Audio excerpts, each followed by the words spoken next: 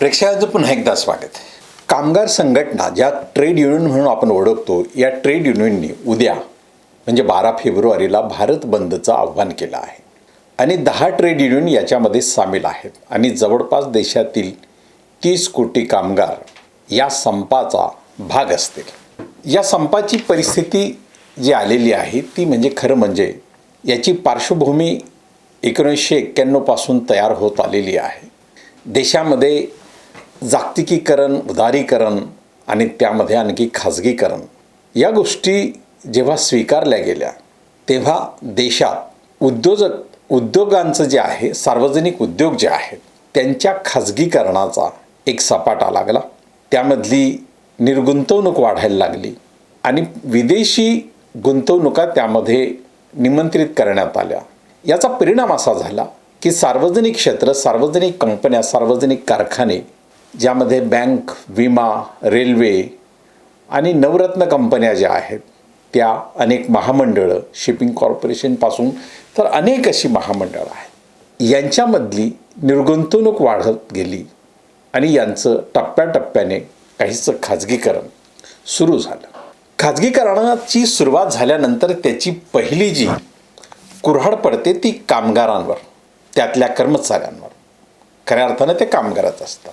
Skill, unskilled worker यांच्यावर पहिली कुऱ्हाड ही अशी पडते की कायमस्वरूपाची जी नोकरी असते ती नोकरी जाऊन कंत्राटी स्वरूपाची नोकरी येते आणि या कंत्राटी स्वरूपाच्या नोकरीमध्ये जे आपलं कायद्याचं आणि मूलभूत संविधानाला अपेक्षित असलेलं तत्त्व, समान काम समान वेतन, महिला पुरुष हे कोणत्या क्षेत्रात काम करत असतील तरी समान काम आणि समान वेतन, या खाजगीकरणाच्या आणि कंत्राटीकरणाच्या प्रकरणानंतर समान काम समान वेतन हेही दुरापास झालं.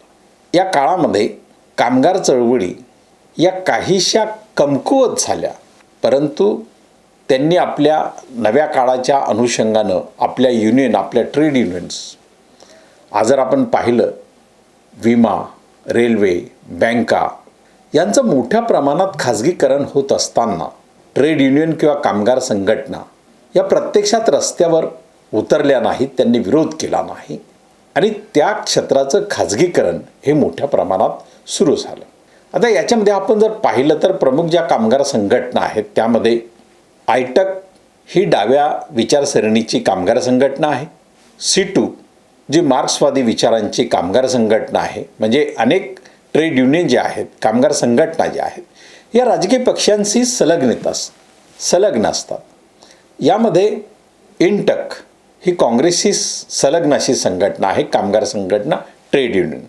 इंटक आणि आयटक ही नावं आपण नेहमी ऐकतो. C2 नंतर हिंद मजदूर सभा जी समाजवादी राजकीय पक्षांशी संलग्न आहे, विचारांशी संलग्न आहे, ही एक HMS ही कामगार संघटना किंवा ट्रेड युनियन.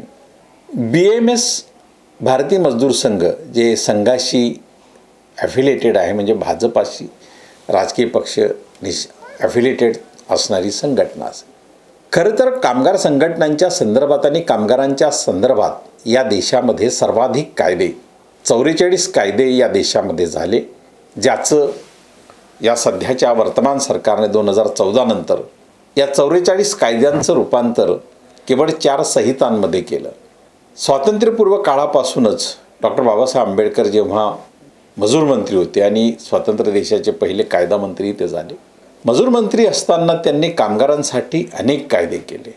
आजही कामगारांना रजा, पगार, सुट्या ज्या काही सगळं मिळतं, महिलांना प्रसूती रजा असेल, अन्य अधिकार असतील, या सगळ्या डॉक्टर बाबासाहेब आंबेडकर यांनी मिळवून दिल्या. पण आज देशाच्या ट्रेड युनियनमध्ये जर आपण पाहिलं, या देशामध्ये कामगार चळवळीची सुरुवात, मुळातच या देशातली कामगार चळवळ जी उभी केली ती नारायण मेधाजी लोखंडे यांनी. त्यांनी पहिली कामगार संघटना या देशामध्ये, या मुंबईमध्ये स्थापन केली, जे भायखळाजवळ मांडवी आहे. तिथून त्यांनी आपल्या कामगार चळवळीला प्रारंभ केला. पण आज आपण कामगार चळवळींचं जर अस्तित्व पाहिलं, ट्रेड युनियन जर पाहिल्या, तर या ट्रेड युनियन्समध्ये फुले आंबेडकरी विचारांची एकही मोठी ट्रेड युनियन आपल्याला दिसत नाही. ज्या देशाच्या कामगार संघटनेचा पायाच फुले आंबेडकरी परंपरेने घातलेला आहे, त्या विचारांनी घातलेला आहे, त्यांनी केलेला आहे. त्या चळवळींची एकही ट्रेड युनियन आज देशामध्ये आपल्याला मोठ्या प्रमाणात अस्तित्वात दिसत नाही. आणि कामगार क्षेत्रामध्ये सर्वाधिक कोण आहे? तर कामगार या क्षेत्रामध्ये सर्वाधिक या देशातल्या बहुजन समाज SC ST OBCंचा मोठ्या प्रमाणात समावेश आहे. परंतु वर्गीय विचार घेऊन त्यांच्या चळवळी आणि ज्या वेळी ट्रेड युनियन्सने आंदोलनं केली ती आंदोलनं आर्थिक निकषांना घेऊन झाली. डॉक्टर बाबासाहेब आंबेडकर हे म्हणत की कामगार या देशातला जो कारखान्यात काम करतो तो तिथं एक कामगार असतो, पण जेव्हा तो घरी येतो तेव्हा तो एका धर्माचा होतो, एका जातीचाही होतो. तर हे जे सामाजिक वास्तव आहे हे सामाजिक वास्तव या ट्रेड युनियन्समध्ये आलं नाही. पर्यायानं फुले आंबेडकरी विचारांच्या ट्रेड युनियन्स पण नाहीत. असं असलं तरी देशाच्या एकूण खाजगीकरणाच्या दिशेने जी वाटचाल चाललेली आहे आणि कामगार कायद्यांचं म्हणजे 44 कामगार कायदे अवघ्या 4 संहितांमध्ये म्हणजे ॲक्टऐवजी कोड, लेबर कोड आता आलेले आहेत. या लेबर कोडमध्ये किमान वेतन वगैरे या सगळ्या 4 गोष्टींचा समावेश आहे, तो आपण सांगणारच आहोत. पण या कामगारांना आता 90% कामगार जे आहेत या देशातले ते आता कंत्राटी कामगार म्हणून, आणि कंत्राटी असणारे कामगार हे असंघटितही आहेत. कारण बऱ्याच वेळा कंत्राटी असणाऱ्या कामगारांच्या आता छोट्या छोट्या संघटना जरी झाल्या आहेत आणि त्या आता त्या विभागाशी संलग्न जरी असल्या तरी ह्या कामगारांचं मूळ म्हणजे त्यांना वेतन तुटपुंज आहे, त्यांना रजा नाही, ते कायमस्वरूपी नाहीत, त्यामुळे त्यांचे अनेक प्रश्न आहेत. आणि ट्रेड युनियन्स ज्या विदेशी गुंतवणुकी किंवा ज्या कॉर्पोरेट गुंतवणुकी उद्योगांमध्ये होत आहेत त्यांच्यासाठी कायदे संपवण्यात आले. इथलं इन्स्पेक्टर राज हटवण्यात आलं, त्यांना मुभा देण्यात आली. आणि ही मुभा आज एवढ्या पराकोटीला गेलेली आहे की आज कायदे किंवा सरकार जे एकावेळी या कामगार क्षेत्राचं संरक्षक म्हणून जे म्हटले जायचे, कल्याणकारी राज्य म्हणून सरकार देखील स्वतःकडे पाहायचं, ते आता केवळ सुविधा जाते, फॅसिलिटर. पण या फॅसिलिटरमध्येही जे अधिकार खऱ्या अर्थानं त्यांनी दिले पाहिजेत त्यामध्ये त्यांनी निश्चितपणे राखून ठेवलेले त्यांच्या हातात बरंच काही. आणि म्हणून हा असंतोष 2014 नंतर म्हणजे 1991 ते 2014 हा जागतिकीकरणाचा, उदारीकरणाचा, खाजगीकरणाचा एक पहिला टप्पा. या टप्प्यामध्येच अटल बिहारी वाजपेयी यांचंही सरकार 1999 ते 2004पर्यंत होतं. आणि या काळामध्ये त्यांनी सर्वप्रथम निर्गुंतवणूक मंत्रालय आपल्या सरकारमध्ये ठेवलेलं होतं. तत्कालीन ते जे मंत्री होते त्यामध्ये त्या निर्गुंतवणूक मंत्र्यांनी या देशातील अनेक उद्योगांचं खाजगीकरण किंवा तिथल्या गुंतवणूक काढून घेण्याचं काम जे अरुण शौरी हे करत होते, त्यांनी अनेक उद्योगांचं खाजगीकरण झपाट्याने केलं. तरीही 91 ते 2014 या काळामध्ये वाजपेयींचा काळ जो आहे तो निर्गुंतवणुकीसाठी किंवा खाजगीकरणासाठी आणखी वेगाचा गणला जातो. परंतु 2014 नंतर या खाजगीकरणाचा, जागतिकीकरणाचा आणि उदारीकरणाचा जो झंझावात आला त्याच्याने सार्वजनिक क्षेत्र म्हणजे स्वतः सरकारनेच विकायला काढलं. अनेक बँका या खाजगी क्षेत्राला दिल्या, अनेक बँकांचं मर्ज केलं. विमा महामंडळ जे देशातलं सार्वजनिक क्षेत्रातलं प्रचंड असं मोठं महामंडळ होतं त्यालाही खाजगीकरणाच्या क्षेत्राकडे नेलेलं आहे. रेल्वेसारख्या महाकाय क्षेत्रामध्ये खाजगीकरणाची कधी सुरुवात झाली आणि हे सगळं आज कामगारांच्या जीवावर उठलेलं आहे. आणि त्यामुळे हा जो उद्याचा बंद जो कामगार संघटनांनी, ट्रेड युनियन्सने केलेला आहे हा देशव्यापी आहे. हा कशाच्या संदर्भात आहे हे आपण पाहिलं पाहिजे. हा जो उद्याचा जो बंद आहे तो 44 कायदे रद्द करून जे 4 लेबर कोड आले आहेत, कामगार संहिता आल्या आहेत त्यांच्या विरोधात आहे. खाजगीकरणामुळे खाजगी उद्योजक हे नफा हे त्यांचं प्रथम उद्दिष्ट असल्यामुळे ते सर्वाधिक कपात किंवा सर्वाधिक कमी कामगारांमध्ये किंवा कमी श्रमशक्तीमध्ये ते आपलं उत्पादन करतात, काढण्याचा प्रयत्न करतात. आणि त्यामुळे रोजगार कमी होतो, त्यामुळे वाढती बेरोजगारी हा देखील या बंदच्या संदर्भातला एक विषय आहे. श्रमिकांचे अनेक कायदे रद्द झालेत, त्यांचे हक्क ते त्यांना पुन्हा मिळाले पाहिजेत, या संदर्भात हा बंद आहे. मनरेगासारख्या ज्या या देशातील हातावर पोट असणाऱ्या, मजुरीवर पोट भरणाऱ्या जनतेसाठी हक्काचा 100 दिवसाचा रोजगार यापूर्वी जो होता तो आता या वर्तमान सरकारने 125 दिवस तो रोजगार केला असला तरी त्याच्यामधलं ट्विस्ट असं आहे की पूर्वी ही गॅरंटी होती, हमी होती की एखाद्या नागरिकाला, व्यक्तीला काम नाही तर तो 100 दिवसाचं काम किंवा कामाच्या हक्कासाठी तो अर्ज करू शकत होता आणि त्याचा अर्ज जर आला तर त्याला वर्षभरातून 100 दिवसाचा रोजगार देणं हे बंधनकारक होतं आणि तो जर दिला गेला नाही तर त्याला तो भत्ता दिला गेला पाहिजे, तो रोजगाराचा भत्ता दिला गेला पाहिजे. पण या 125 दिवस रोजगारामध्ये केंद्र आणि राज्य यांचा संबंध आल्यामुळे पूर्वी जो निधी केंद्र पूर्ण पाठवायचा त्याच्यामध्ये आता राज्याचा हिस्सा आणि राज्याने पाठवलेला प्रस्ताव केंद्राने मंजूर केला तरच तो होईल. त्यामध्ये ती 125 दिवसाची जी आपल्याला रोजगाराची हमी दिसते तर ती हमी नाही, त्यामध्ये केवळ एक राजकीय निवड आहे आणि त्यामुळे या विरोधातही हा बंद आहे. त्यामुळे हा जो बंद आहे कॉर्पोरेट उद्योगांनी जे देशाच्या सार्वजनिक मालमत्तांना जे ग्रहण लावलेलं आहे त्याही विरोधात आहे.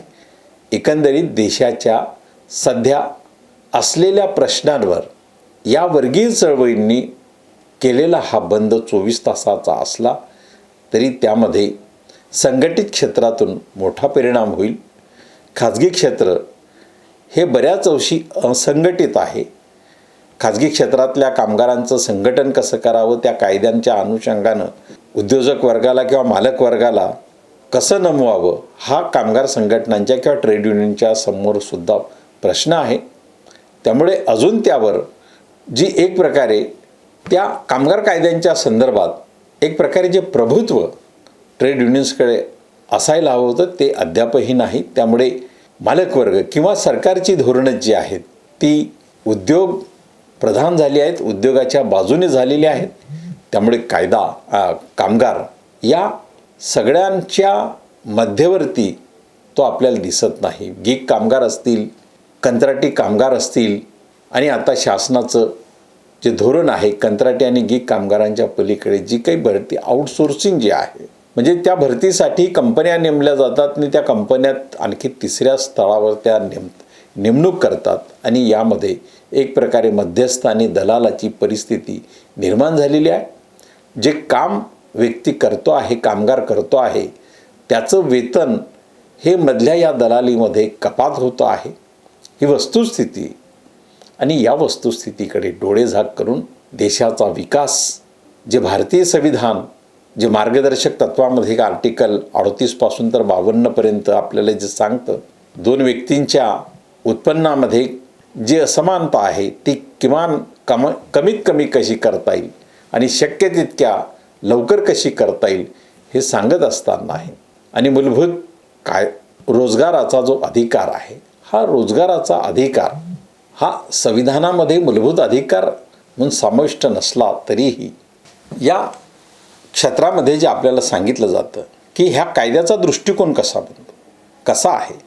जर उद्योगाच्या बाजूने आपण पाहिलं तर गुंतवणूक वाढेल, रोजगार निर्मिती होईल असं सांगितलं जातं. जागतिक स्पर्धात्मकता त्या अनुषंगाने उत्पादन होईल आणि आपल्याला माहीत आहे की जागतिक स्पर्धात्मकता जेव्हा असते तेव्हा ग्राहकापर्यंत जाणारी वस्तू ही कमी दरात मिळाली पाहिजे, कारण स्पर्धेच्या दरात ती मिळाली पाहिजे, परंतु प्रत्यक्षात तसं होत नाही. दुसऱ्या बाजूला कामगारांच्या बाजूने जर आपण पाहिलं तर कंत्राटीकरणामुळे त्यांची नोकरी अस्थिर झाली. त्यांना जे किमान वेतन होतं ते किमान वेतन आता खूप खाली आलं आहे आणि वेतनाचा जो दर आहे तो निश्चितपणे कंत्राटी कामगारांना अगदी जगणं त्यांचं कठीण करणारं देखील आपल्याला दिसतो. युनियन असणं किंवा संघटन असणं, कामगार चळवळ असणं, त्याचा सदस्य होणं हा कामगाराचा अधिकार, हा अधिकार या नव्या कामगार संहितांमुळे 4 संहितांमुळे हा कुठेतरी त्यांचा मूलभूत अधिकार म्हणून बाधित होणार आहे. आणि सर्वात म्हणजे या कामगार कायद्यांमध्ये नव्या कामगार 4 ज्या संहिता आहेत त्यामध्ये कामगार कपात जी आहे आता पूर्वी जी होती की 100 कामगार ज्या उद्योग क्षेत्रामध्ये आहेत त्या उद्योगांना सरकारच्या परवानगीशिवाय किंवा सरकारची अनुमती घेतल्याशिवाय कामगारांची कपात करता येणार नाही किंवा आपला कारखाना बंद करता येणार नाही. आता ही मर्यादा 300 पर्यंत वाढवल्यामुळे उद्योग आणि उद्योजक याचा गैरफायदा घेत आहेत, घेतील आणि त्यामुळे हा देखील एक असंतोष आहे आणि या असंतोषाचंही या उद्याच्या बंदमध्ये एक कारण म्हणून ते समोर आलेलं आहे. भारतीय संविधानाचं आर्टिकल 19(1)(c) हे जे आर्टिकल आहे हे कामगाराला संघटना स्थापनाचा हक्क देतं, अधिकार देतं. हा व्यक्तीचा स्वतंत्र आणि मूलभूत अधिकार नसला तरी ते संघटन स्वातंत्र्य व्यक्तीला निश्चितपणे देतं आणि त्यामुळे संपावर जर निर्बंध आला तर हा हक्क बाधित होतो. त्यामुळे यावर संविधानिक आर्टिकल म्हणून त्याच्यावर दाद मागता येऊ शकेल. आणि दुसऱ्या बाजूला संविधानाचं आर्टिकल 21 हे उपजीविकेचा अधिकार देतं आणि जेव्हा कंत्राटी कर्मचारी किंवा कंत्राटी कामगार ही संकल्पना येते तेव्हा नोकरी अस्थिर होते आणि या अस्थिर नोकरीतून उपजीविका जी आहे ती बाधित होते. त्यामुळे या ज्या दोन्ही संविधानाच्या आर्टिकल्स आहेत यामध्ये हा जो वाद आहे हा केवळ कायद्याचा वाद न राहता तत्वाचाही वाद बनतो आणि म्हणून तो तत्वाचा वाद हा न्यायालयामध्ये कायदा की तत्व या अनुषंगानं तो पाहिला पाहिजे आणि घेतला पाहिजे. आपली जी राज्यघटना जी संविधान आहे ती केवळ आपल्याला कायद्याची चौकट देत नाही तर सामाजिक न्यायाचं आपल्याला अधिकार देते आणि त्यामुळे या सामाजिक न्यायाच्या अधिकाराच्या अनुषंगानं वर्गीय चळवळींनी ट्रेड युनियन्सनी केलेला हा जो बंद आहे याकडे सामाजिक कामगार संघटनांचं अस्तित्व त्या ठिकाणी नसतानाही किंवा अभाव असतानाही या प्रश्नाकडे एक राष्ट्रीय प्रश्न म्हणून निश्चितपणे पाहावं लागेल. आणि म्हणून उद्याचा बंद हा एकंदरीत सामान्य कामगारांचा बंद असला तरी तो देशाच्या जनतेच्या किंवा कामगारांच्या मूलभूत अधिकारांच्या हक्कासाठीच तो आहे असं आपण मानायला हवं आणि त्याकडे पाहायला हवं. धन्यवाद. हा व्हिडिओ आपल्याला आवडला तर लाईक करा, शेअर करा आणि आमचं चॅनल सबस्क्राईबही करा.